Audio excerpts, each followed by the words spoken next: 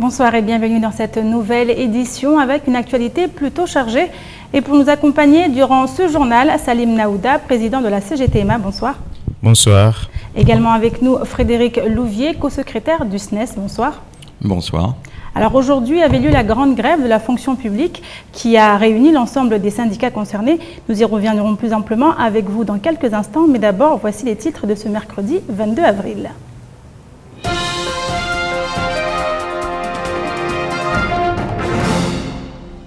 Chose promise, chose due, les salariés grévistes de la Smart ont bloqué le rond-point de Longoni aujourd'hui et ainsi paralysé une bonne partie de la circulation. Le conflit qui les oppose à Mayotte Channel Gateway ne semble pas s'apaiser. Reportage. Grève toujours du côté de Mamoudzou, c'est un cortège mené par l'intersyndicale des 3 fonctions publiques qui a battu le pavé ce matin. Malgré la pluie et le blocage de Longoni, plus d'une centaine de personnes étaient réunies. Le programme officiel de la visite de la ministre des Outre-mer a été communiqué aujourd'hui du côté de Chirongui où elle sera de passage demain matin. Les choses se préparent. Reportage à la fin de cette édition.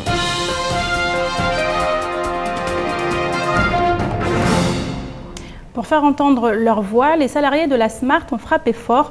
Ils ont bloqué le rond-point de Longoni toute la journée, toujours déterminés à tenir le bras de fer contre Mayotte Channel Gateway et sa présidente Idanel. Selon eux, les 200 emplois de la Smart sont menacés par la modernisation du port et l'ouverture à la concurrence. Camille Leca et Abbas Alidi étaient sur place. Tout a commencé dès l'aube. Les engins de la Smart ont pris le chemin du rond-point de Longoni avec en tête de cortège des slogans. Sur les coups de 5h30, toute la circulation est bloquée par les grévistes. Un blocage qui a le don d'agacer certains habitants de la commune de Koungou. Ils ferment leur route sans nous prévenir. Nous, on a besoin d'aller à l'école. C'est pas normal ça. Ils ont fermé les routes sans prévenir alors qu'on a des examens, tout ça. Et bien là, on essaie de voir si on peut trouver du stop ou du taxi ou des bus pour aller, qui nous amènent jusqu'à Mamoudzou au moins. Depuis la reprise de l'exploitation et de la gestion du port de Longoni par Mayotte Channel Gateway, les manutentionnaires se disent floués. Installation de nouvelles grues, ouverture des postes à la concurrence et modernisation globale, ils craignent qu'avec tous ces changements, leurs emplois disparaissent à moyen terme. Une menace prise très au sérieux par les salariés de la Smart. Il y a plus de 30 ans qui existe ce Smart, cette boîte Smart, donc qui fait employer plus de 200 personnes. Donc on compte qu'il y a 6000 personnes qui vivent aux dépens de ces sociétés-là. Donc aujourd'hui on est menacé par Madame Idanel, donc on est obligé de descendre et défendre nos emplois. Selon les syndicats, la totalité des manutentionnaires de la société était mobilisée aujourd'hui, soit 200 personnes. Mais au-delà de l'échec du dialogue avec MCG et le conseil départemental, c'est un conflit de personnes qui semble s'amorcer. Dans les différentes déclarations, la présidente Idanel est clairement visée. De Madame Nelly, yangu ni sahau. Sisata hata na aonihana maorevan mana atie mimbampu wa maorempumu awabada mpumu yo karsisaha manara kwenda mbiora ngua katuo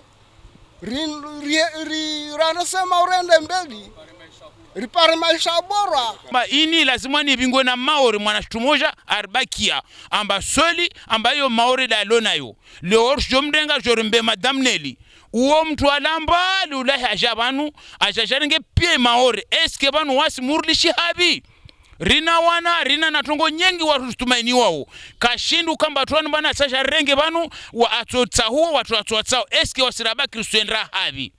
Ce soir, les barrages du rond-point de Longoni n'étaient toujours pas levés. Reste à savoir si les lignes bougeront dans la nuit. Sinon, le blocage risque d'être reconduit très certainement dès demain matin.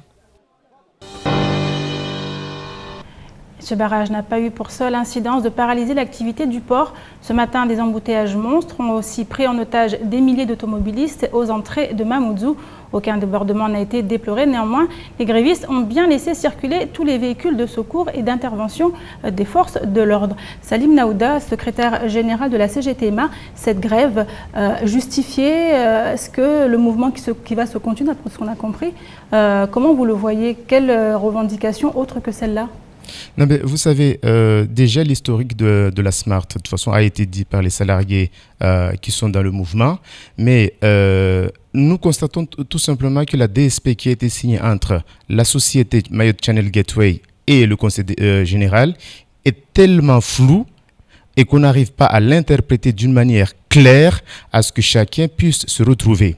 Donc, ce que nous demandons aujourd'hui, que le conseil général prenne sa responsabilité et l'État aussi, parce qu'on ne peut pas comprendre que dans tous les autres départements, c'est l'État qui intervient directement sur l'exploitation et la gestion des ports. C'est tous des ports d'État. On ne comprendrait pas que seulement à Mayotte, ça ne serait pas un port développé avec l'appui fort de l'État, quand on sait que c'est de l'argent public qui est utilisé à l'intérieur du pôle des ports. Quand on parle aujourd'hui des investissements qui vont être faits, qui font peur aux salariés, ces investissements ont beaucoup bénéficié de l'argent public. Donc, c'est notre argent qui est utilisé contre nos emplois. Donc, si le personnel a peur aujourd'hui, effectivement, je dirais le personnel a raison.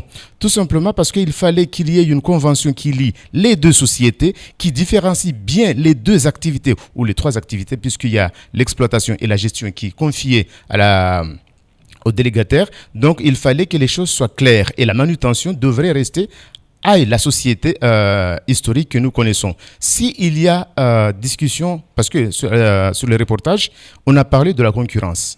Quelle concurrence? Il faut se poser la question. Parce qu'on ne peut pas être juge et partie. C'est l'exploitant qui serait aussi la manutentionnaire. Ça, c'est du jamais vu. Ben justement, il fallait que la population comprenne bien. Et pourquoi il y a ça? Parce que c'est la même personne qui a l'exploitation, qui veut s'enrichir aussi sur la manutention. Donc, il ne faut pas prendre les Mahorais pour ceux qui ne le sont pas. Il faut que les choses soient bien comprises et le personnel est soutenu par le syndicat CGTMA jusqu'au bout, parce qu'on ne peut pas lâcher dans la nature des familles, des salariés, pour des salariés exclus. Que va devenir ces familles? Donc, aujourd'hui, on est dans un conflit que l'État et le Conseil général doivent arbitrer rapidement pour qu'on ait des solutions. Sinon, comme ça se voit, ça sera une catastrophe économique pour du territoire. Et ce n'est pas à la responsabilité ni des syndicats, ni des salariés, mais c'est au pouvoir public qui a cette responsabilité. Alors, et pendant ce temps, la présidente de Mayotte Channel Gateway, ne pouvant accéder au port, était retranchée dans ses bureaux de la zone NEL à Kaweni. Alors, quelles conséquences le blocage a-t-il eu pour ses activités et où en est-on des négociations? Nous sommes allés chercher des réponses auprès d'Idanel. Reportage Camille Lecard. Les locaux de Mayotte Channel Gateway étant complètement inaccessibles, ce matin, Idanel et ses salariés ont dû s'organiser autrement. Ils se sont installés dans les locaux de la société NEL à Kaweni. Si le gestionnaire du port subit les conséquences du blocage, il n'est pas le seul. Toutes les entreprises de la zone sont prises en otage, selon la présidente de MCG. C'est plutôt pour les transitaires aussi très difficile qui se trouvent dans les zones parce qu'ils sont aussi coupés, ils ne peuvent même pas faire. Il y a aussi, c'est pas juste MCG, il y a Lafarge avec ses camions de livrer des ciments partout, il y a la gaz qu'il faut livrer avec Somagaz de livrer partout. Je veux dire, s'ils sont fâchés et contre MCG, mais bloquent MCG, ils ne bloquent pas les autres. Les autres n'ont rien à voir avec ça. Difficile pour MCG de mesurer précisément les pertes liées à une journée de blocage des activités, mais le chiffre oscille entre 6 000 et 20 000 euros selon les débarquements. Ce qui est sûr, c'est qu'aucun container ne sera sorti du port aujourd'hui. Pour Idanel, une solution doit être trouvée au plus vite afin de limiter les dégâts. Elle continue à affirmer qu'elle respecte les règles imposées par la DSP. À ses yeux, derrière le mouvement de grève des salariés de la Smart se cache véritablement une instrumentalisation des actionnaires. En fait, réellement, si on regarde, c'est pas un avis de grève comme on dit, des dockers ou des petits. C'est plutôt un avis de grève des actionnaires. Ça veut dire aujourd'hui c'est manipulation des salariés. Je pense qu'il faut le clairement dire, le clairement identifier. Pour ouvrir les négociations et tenter d'apaiser les conflits, une réunion était fixée au conseil départemental en présence du directeur de cabinet, de la première vice-présidente, du conseil du port de Longoni et de la direction de MCG. Les débats ont duré jusqu'en début de soirée. Pour l'heure, aucune solution viable ne semble avoir été apportée. Et du côté de Mamoudzou, autre grève, celle des 3 fonctions publiques, hospitalières, État et territoriales. Malgré le blocage de Longoni et les conditions météo un peu difficiles, plusieurs centaines de personnes se sont mobilisées. Et malgré les avancées sur la clause de revoyure, nous savons déjà que le mouvement sera reconduit demain. Un reportage Shakila Youssouf et Fred Souleymana. EFO, CGT-MA, CFE-CGC, CFDT et même, fait plus rare, des policiers réunis sous la bannière du syndicat Alliance. Toute la fonction publique était bien représentée ce matin, place de la République. Une mobilisation portée par les revendications des syndicats enseignants, UNSAS-MUPP et encore SNES-FSU sur l'indexation des salaires. Ils attendaient une date pour la clause de revoyure prévue sur le sujet. Et contre toute attente, elle est tombée ce matin aux aurores. La ministre de la fonction publique, Marylis Lebranchu, leur donne rendez-vous le 29 septembre prochain. Pour certains manifestants, la grève aurait pu être évitée si seulement la nouvelle était arrivée plus tôt. Le seul motif de ce mouvement, c'est d'obtenir une date de la part du ministère pour se réunir autour d'une table, faire le bilan de ce qui a été fait, voir si en termes d'attractivité, cela va mieux. Ce que l'on regrette simplement, c'est qu'apparemment elle va être mise en place, mais qu'on nous l'annonce le jour où on fait grève, alors qu'on nous aurait dit 2 jours avant, voilà la date de réunion. On n'aurait même pas eu besoin de bloquer comme on le fait là, et les élèves auraient eu cours normalement, et les services de la fonction publique auraient fonctionné normalement. Une nouvelle qui n'a pourtant pas satisfait tout le monde. Pour l'UNSA et le SNUPP, par exemple, cette réunion est prévue trop tard. Pour les grévistes, le combat pour la renégociation de l'indexation continue. À moi, il me faut l'indexation à 100%. Sur les coups de 11 heures, les manifestants ont pris le chemin de la préfecture. Un groupe de représentants syndicaux a été reçu par la secrétaire générale Bruno André, mais à la sortie, la colère se fait entendre. Le problème, c'est, le plus important à notre avis, c'est pour faire quoi? Si c'est une réunion comme le 10 juin 2013 où on nous dit « Bonjour, il n'y a rien à négocier, au revoir, voilà ce qu'on a décidé », ça n'a aucun intérêt. L'intersyndicale a clairement dit qu'elle n'ira pas. Si c'est pour faire les frais d'une opération de communication du gouvernement, on ne va pas encore leur servir la soupe, ça n'a aucun intérêt. Malgré la pluie et les embouteillages occasionnés par le blocage à Longoni par d'autres grévistes, ceux de la SMART, 400 personnes sont venues gonfler les rangs du cortège selon la police. Sur l'ensemble de la fonction publique, on enregistre 11% de grévistes au CHM ainsi que 27% pour les enseignants du premier degré et 12% pour le second degré. Aucun chiffre n'a été communiqué pour la fonction publique territoriale. Et à la fin de la manifestation, les membres de l'intersyndicale ont été reçus à la préfecture. Kamiloudine Djanfar était parmi eux. On écoute ses déclarations au micro de Shakila Youssouf. Le souci, c'est que d'abord, c'est la manière de faire, c'est-à-dire travailler par communiqué de presse interposé déjà. Et puis ensuite, la deuxième problématique, c'est le fait que dans ces communiqués de presse, les sujets que nous souhaiterions que le gouvernement pointe du doigt, le gouvernement ne les pointe pas du doigt. Donc c'est ça qui nous pose problème. Donc c'est avec ces deux positionnements-là, c'est-à-dire la forme n'y est pas et le fond n'y étant pas, nous sommes dans notre droit et dans notre perspective qui est la nôtre, c'est-à-dire faire en sorte à ce que le gouvernement puisse entendre les revendications des salariés, des agents publics de Mayotte. Alors, Salim Naouda, on l'a vu dans le reportage, vos revendications sont nombreuses et cette clause de revoyure, vous avez finalement une date. Non mais vous savez, déjà la date, comme il a été dit, ne plaise pas parce que on le rappelle, il faut comprendre que la réunion de 2013 a eu lieu au mois de juin, le 10 juin. Donc après le 10 juin 2015, ça fera plus de 2 ans, alors qu'il fallait se voir au courant des 2 ans. Et il y a le Premier ministre qui arrive vers le mois de juin. Nous espérons fortement que le Premier ministre arrive avec des réponses. Donc, ces réponses pourraient être construites s'il y a eu la réunion avant. Donc, nous demandons à ce que cette réunion soit organisée avant l'arrivée du Premier ministre à Mayotte pour qu'il puisse avoir des éléments à apporter aux agents publics de Mayotte. Ça, c'est un premier point. Et puis après, il n'y a pas que l'indexation sur le sujet.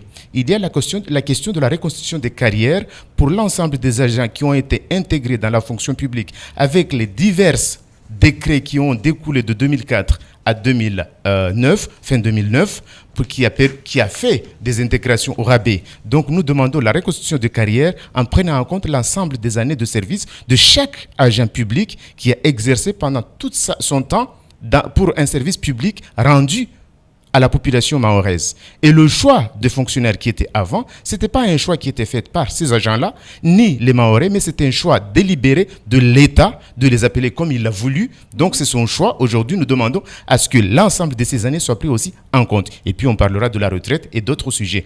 D'ailleurs, c'était contenu dans les revendications de 2013 en sujet annexe. Alors, Frédéric Louvier, vous êtes du SNES. Pourquoi votre syndicat s'est joint à ce mouvement? Voilà, alors tout d'abord, avant de répondre à votre question, j'aimerais remercier les collègues et les camarades qui sont venus ce matin donc manifester avec nous, malgré les conditions météorologiques difficiles et les blocages et les embouteillages extrêmement importants. Alors pourquoi le SNES était là ce matin? Bon, pour une simple raison, c'est-à-dire que le SNES est effrayé devant l'effondrement du service public. Et ce service public, eh bien, il a été modifié dans ses statuts à Mayotte par une décision en 2013. En 2013, donc, le ministre nous a proposé eh bien, un texte par rapport à la mise en place d'une indexation et aussi par rapport à la mise en place de dispositifs indemnitaires. Donc, ça a été fait en 2013. Et promesse nous a été donnée de voir si ces dispositifs en fait suffisaient à maintenir un service public de qualité à Mayotte. Et pour ça, en 2015, on se reverrait pour mettre en place une clause de revoyure. Or, le SNES cette année et la FSU en sont à leur 4e jour de grève. À chaque fois, on a ramené cette clause de revoyure parce que visiblement les services publics à Mayotte, eh bien, sont en train de s'effondrer, notamment l'éducation nationale que je connais très bien, avec une crise de recrutement sans précédent. Dans l'éducation nationale, on est actuellement à 40% de non-titulaires, proportion qui est à 6% donc, en métropole. On ne peut pas accepter, je dirais simplement en tant que citoyen ici à Mayotte, on ne peut pas accepter la chute, l'effondrement, le naufrage du service public. Alors il faut remettre les choses à plat, ça a été promis en 2013, il faut 4 grèves. À la fin de la 4e grève, on apprend, voilà, la veille au soir, on apprend la veille au soir par communiqué de presse, ce qui est une façon complètement déplorable, voilà, de dialogue social, qu'une date nous a été donnée. Alors, c'est une première victoire parce que cette fois-ci, l'État comprend que, eh bien, il y a une clause de revoyure. Cette fois-ci, l'État est d'accord et nous dit, voilà, il y a une clause de revoyure. Mais ça ne va pas du tout. On ne peut pas accepter, voilà, comme ça, une date donnée fin septembre, surtout pour un tel sujet. Cette clause de revoyure, eh bien, elle doit avoir au préalable, il doit être mise en place au préalable toute une série de travaux, notamment sur les prix, quelle indexation, quel prix, sur l'attractivité. Et non seulement l'attractivité, mais aussi faire rester les fonctionnaires.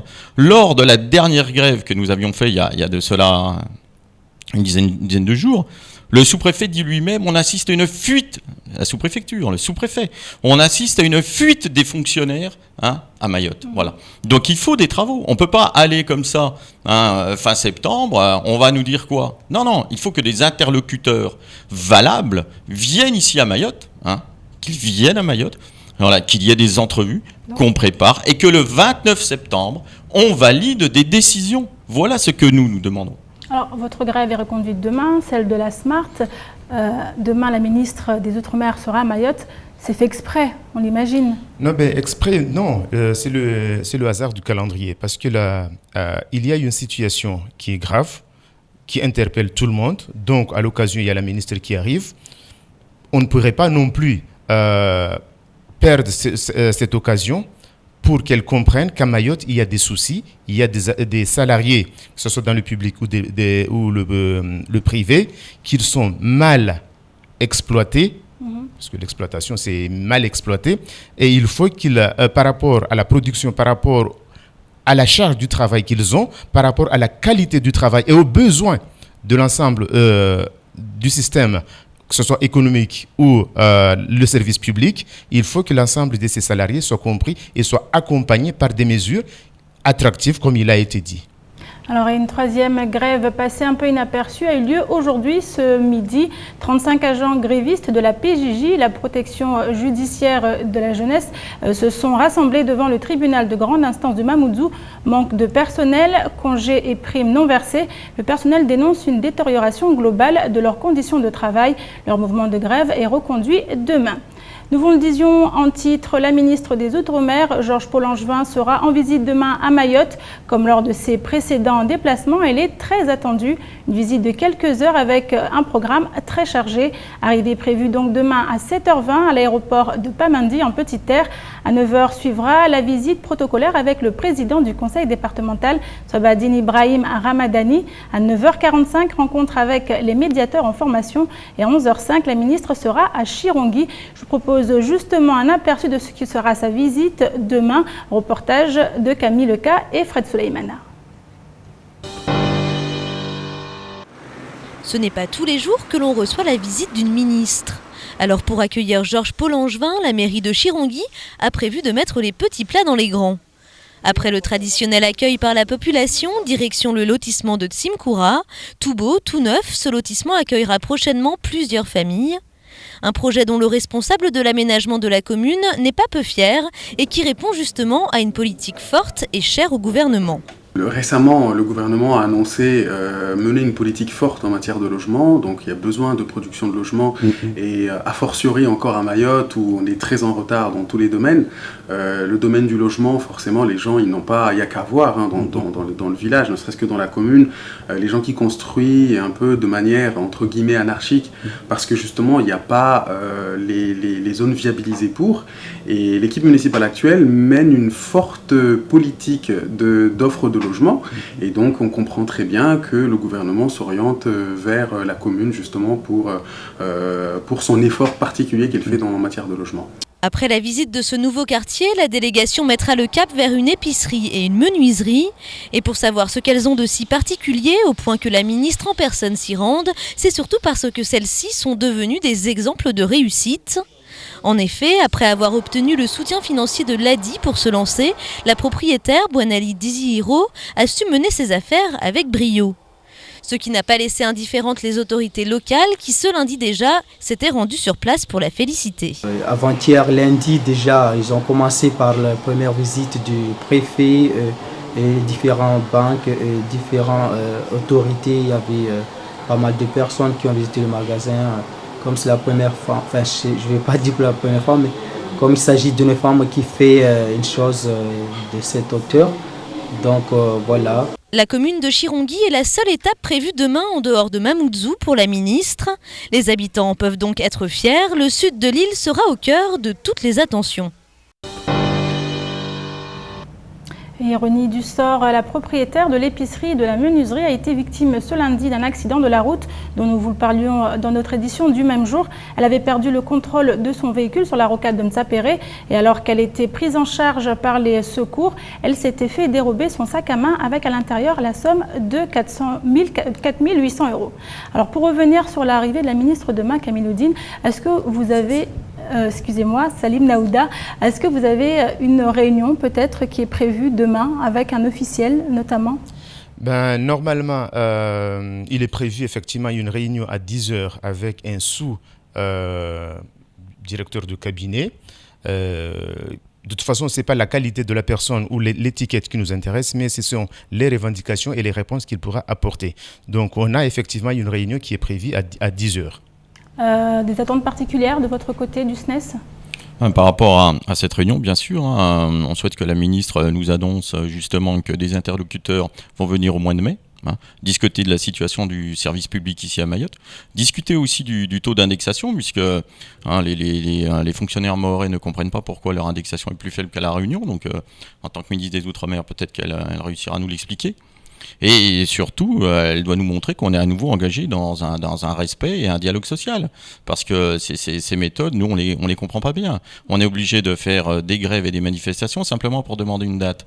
Donc oui, on attend beaucoup de la ministre et on espère qu'en tant que ministre des Outre-mer, elle entendra la voix de Mayotte.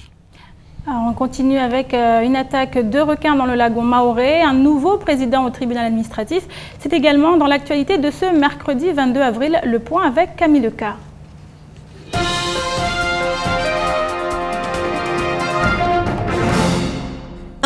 Après le passage du cyclone Hélène, bonne nouvelle pour les sinistrés. La ministre des Outre-mer, Georges Paul-Angevin, a annoncé hier que le gouvernement indemnisera à 100% toutes les demandes déposées par les 12 communes concernées.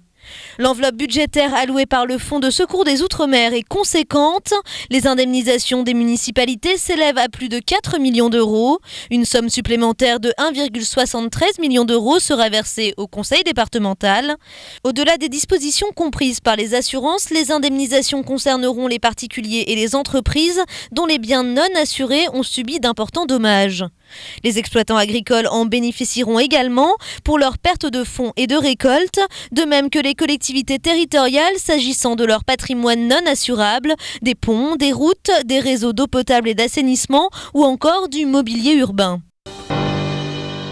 Des cages de pisciculture de la société Aquamater à Longoni ont été victimes d'une attaque de requins ce matin.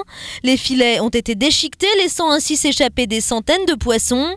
Une pêche imprévue mais miraculeuse pour les habitants de Trévani qui en ont profité pour ramasser le reste des ombrines échouées dans la mangrove.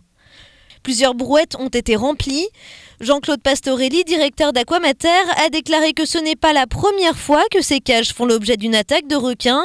Selon les premières informations, il pourrait s'agir de requins bulldog.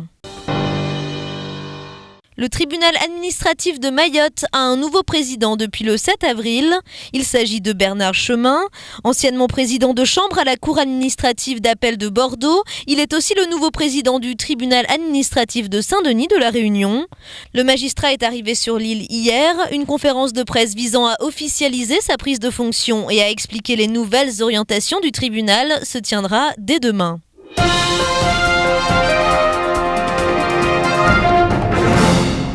Et enfin, ce cambriolage qui a lieu hier à Mamoudzou, dans le quartier de la Convalescence. Un groupe de jeunes s'était introduit dans une des habitations pour la cambrioler, mais ils se sont retrouvés nez à nez avec le fils des locataires. Les jeunes ont donc tenté de s'enfuir, mais l'un d'eux a été interpellé par le jeune homme qui a été très vite rejoint par d'autres voisins. Reportage Shakila Youssouf et Leslie Vimné. Le scénario a un air de déjà-vu pour ces habitants de la Convalescence. Alors, cambriolage après cambriolage, les uns et les autres ont appris à s'organiser pour assurer en bons voisins la sécurité du quartier. Une solidarité qui a fait ses preuves hier, puisque c'est grâce à l'intervention du voisinage que l'un des cambrioleurs a pu être interpellé. Les habitants de ce quartier, donc les locataires, ont réussi donc à interpeller cette personne que j'ai trouvée sur place, bien sûr, attachée. Ils ont très bien fait de l'avoir attachée avec les moyens de bord, des ceintures pour éviter qu'il s'échappe. À partir de là, ils ont appelé la police. Moi, j'étais de passage, donc ils m'ont arrêté et ils m'ont enfermé. Je crois que c'est une bonne chose, comme on l'a déjà toujours dit, que n'importe quel citoyen a la possibilité de faire cesser donc une infraction. C'est ce qui a été le cas. Je crois que c'est une bonne chose. Au lieu que certains se permettent de faire justice soi-même, ça n'a pas été le cas. Je crois que c'est très bien. Et au-delà de l'acte commis, ce qui frappe souvent les victimes, c'est le jeune âge de leurs agresseurs. Ici, il s'agit d'un adolescent de 16 ans, un mineur donc. Or, on le sait, les mineurs ne sont que trop rarement inquiétés. Une impunité qui donne parfois des ailes à certains jeunes. Alors, pour cette victime qui n'en peut plus de se faire visiter, il serait peut-être temps que les choses changent. Ce gamin habite ici, habite dans le coin, ils sont tous de la Convalescence. On a une bande de 5-6 gamins dans la Convalescence qui viennent foutre le bordel. Chaque fois qu'ils sont attrapés, c'est pas la première fois, ils sont connus des services de police. Le seul problème, c'est qu'il n'y a aucune structure à Mayotte qui est faite pour ces gamins. Il n'y a rien. On a un système carcéral qui est prévu à partir de 18 ans. Avant l'âge de 18 ans, il n'y a rien. Et ça, c'est vraiment, vraiment dommageable. Selon les chiffres de la sécurité 2014 publiés, le 10 avril dernier, 60% des cambriolages enregistrés mettraient en cause des mineurs. Alors, à l'heure où pour certains, il est capital d'œuvrer pour le développement économique et social de Mayotte, il semble impératif aujourd'hui de se pencher sérieusement sur ce fléau qui entache de plus en plus le moral des Mahorais. Et c'est la fin de cette édition. Merci de votre fidélité. Dans quelques instants, Néla Perrine vous donnera les nouvelles du temps pour la journée de demain. Juste après, à 19h35, vous retrouvez l'invité du temps de parole. Il s'agit de Nourdine Antouaille. Il était ce matin au micro de Patrick Meillan. Je vous souhaite une excellente soirée sur KTV.